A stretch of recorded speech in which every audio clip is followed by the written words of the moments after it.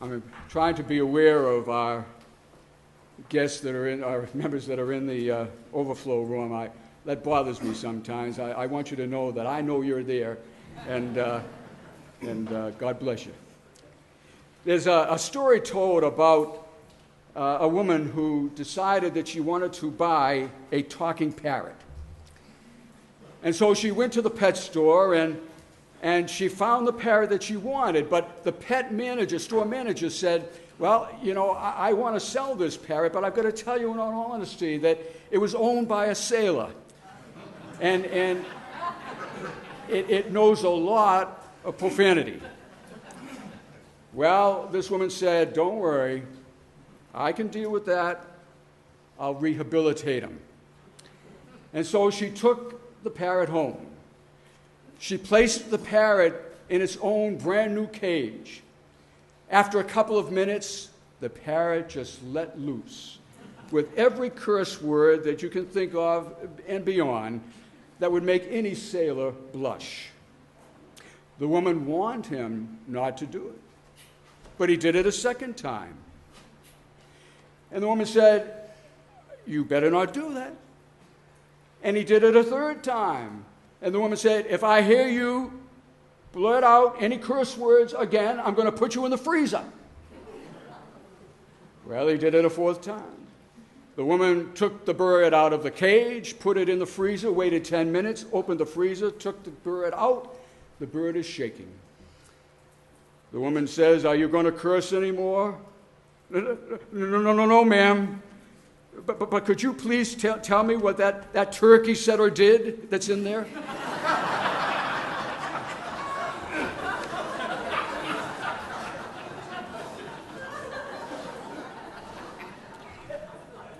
Well, none of us would want to be a turkey this time of year.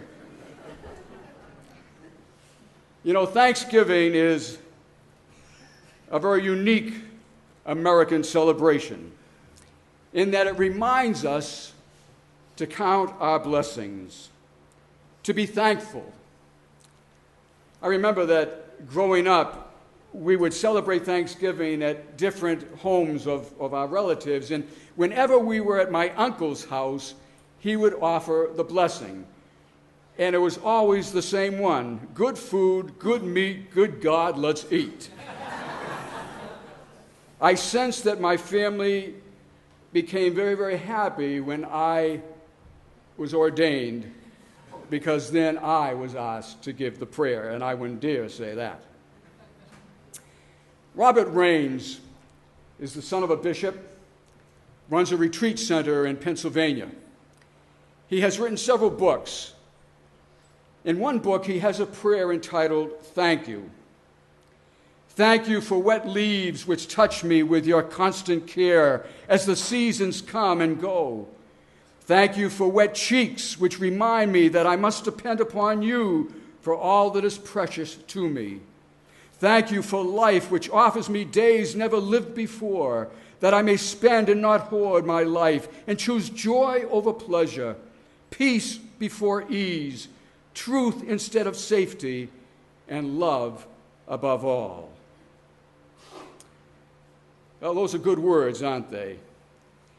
But more than words, I think that they represent a style of life. You see, Thanksgiving really refers to an attitude. It is a state of mind.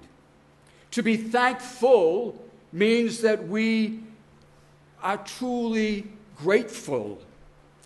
You see, those two words are action words. Full means satisfied. My cup runneth over. My cup runneth over. There are so many ways that we can be thankful. And there are so many experiences we can have that make us thankful. A kind word, a nice gesture, a smile. I have seen so many angry people disarmed by a smile. I have seen so many hopeless feeling people disarmed by a hug. You have too. It has been said that big doors swing on small hinges. The simplest acts of kindness and of love can go a long, long way. If we did more reflecting, I think we would be more grateful. Our times of good fortune, of advantages that we have had, of privileges and possessions, often we think that these are things we deserve. And yet, there are countless men and women and boys and girls as deserving as we are, as able and as gifted, who will never have what you and I have due to circumstances far beyond their control. I remember that when I first began my ministry, one service that I loved to do was what I call the 5 kernels of corn service. I would always go and get a bunch of chuck corn, and Faye and I would peel the kernels, and we would put them in an offering plate, and at the Thanksgiving Eve service, we would bring that plate, and we would ask everybody to come down and take 5 kernels of corn to remind us that in 1620, the first winter for our Pilgrim mothers and fathers, over half of them died that winter. The other half lived on 5 kernels of corn per day. They were thankful, but they were thankful for mere survival. Their giving thanks to God was also always a natural response for the basics of life, for raindrops and rainbows, for seed time and harvest time, for twilight and moonlight, for snowflakes and ice crystals, and for the wonderful, terrible adventure of life. They didn't do much complaining like so many of us do. I dare say that part of the problem with our time is that so many take life for granted. They lament that things could be better. There's a cute story told about 2 teachers who come back to campus for a homecoming after being separated for many, many years. Their conversation went something like this. The first woman says to her friend, "I've gotten married since we last met." The second woman says, "Oh, that's good." The first responds, "Well, I don't know about that. My husband's twice as old as I am." The second replies, "Oh, that's bad." The first responds, "Well, I don't know about that. You see, he's worth a couple of million." The second replies, "Oh, that's good." The first says, "Well, I don't know about that. So far, he hasn't given me a cent." The second responds, "Oh, that's bad." The first says, "Well, I don't know about that. He did build me a $500,000 home." The second says, "Oh, that's good." The first says, "Well, I don't know about that. It burned down last week." "Oh, that's bad," said the second. And the first responds, "Oh, I don't know. He was in the house."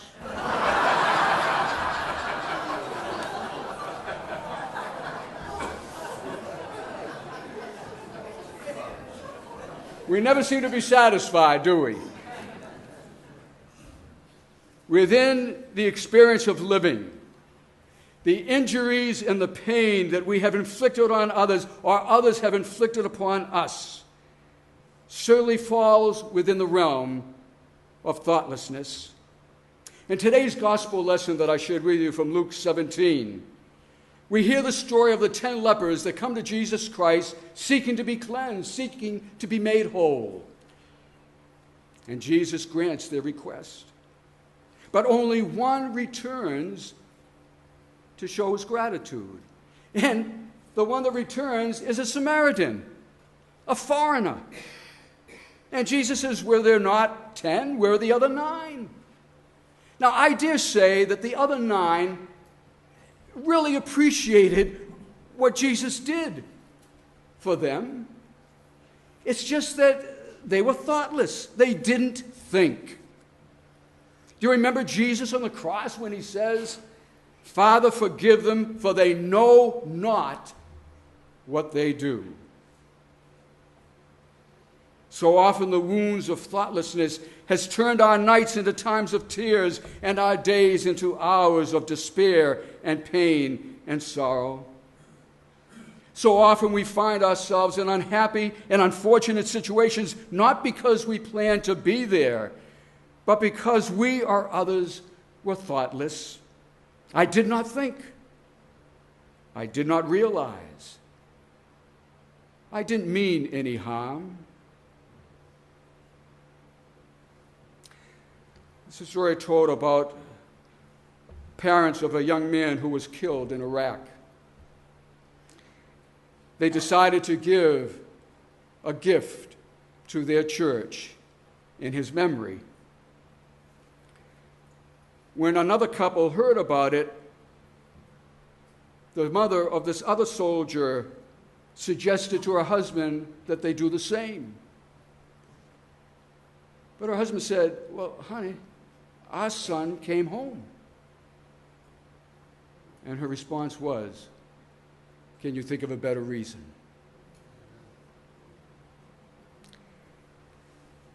Oh, my friends, there is so much that we have to be thankful for. I would hope that each of us would count our blessings, especially those things that cannot be counted. I speak of things like birth, love, this world and other worlds, flesh and spirit, the moment and eternity, the miracle of prayer, and the presence of God. I speak of music. I speak of the surprises of God. I was up at 4:30 this morning because we have a hot tub, and it's out on the patio. And at about 4:45, I went out into that hot tub, and I just floated. And I looked up. And folks, you have no idea what you miss when you sleep. It was kind of in between a crescent and a half moon. The stars were as bright as I have ever seen. And I saw 2 shooting stars. The surprises of God. We need to be thankful for struggles that we have that help us be alert, like the spider. Rebuild. We need to be thankful for the doors that have closed because new ones will open. And sometimes the new ones that open are better than the ones that closed. We need to be thankful for the unexpected gifts of love and friendship. I was going through some mail the other day, and I came across a letter that I had forgotten about. But a few years back, I was in Moscow, Russia. And I was at the Abat, which is something like our malls. And I actually had the same coat I had on this morning. and I had the American flag. And I also had what was called the United Methodist People Pen, which shows the silhouette of our nation in different colors. Well, a young man came up to me, and he started talking. He said, "I'm interested in those 2 buttons. Obviously, you're an American, but what is that other one?" I said, "Well, that is called the inclusive button. It symbolizes all races in our nation." And he started talking, and we started sharing, and come to find out, his name is Cummings from South Africa. He was attending the University of Moscow. Well, we took each other's address, and we started corresponding, and it lasted for a while. But I came across the first note that he sent me, And in that, he begins with these words: "Now there are 2 less lonely people in the world." Oh, the gift of friendship and love. The gift of work and leisure. The gift of imagination. W.E. Sangster tells about a young girl who had a severe curvature of the spine, and because of that she had to live in what was called a Phelps box, which was almost like a coffin, and all she could do was look up. And at nighttime she would look out over those stars, and she would say, "That big one there, that represents Mom. And that one over there, that represents Daddy. And that one over there, that represents my brother Sean." And on and on and on she went until finally she said, "But there aren't enough stars. There aren't enough stars." Thankfulness is a state of mind. And so on this Thanksgiving Day, let us pledge to live in the fullness of the now, realizing that the past belongs to history and to memory, the future belongs to God. Living in the now means that life can be enjoyed instead of just endured. Amen. Whenever I am tempted, whenever clouds arise, when sun is placed beside me, when hope within me dies, I draw one closer to Him. From care He sets me free. His eye is on a sparrow, and I know He watches me. His eye is on the sparrow, and I know He watches me. I'm singing because I'm happy. I sing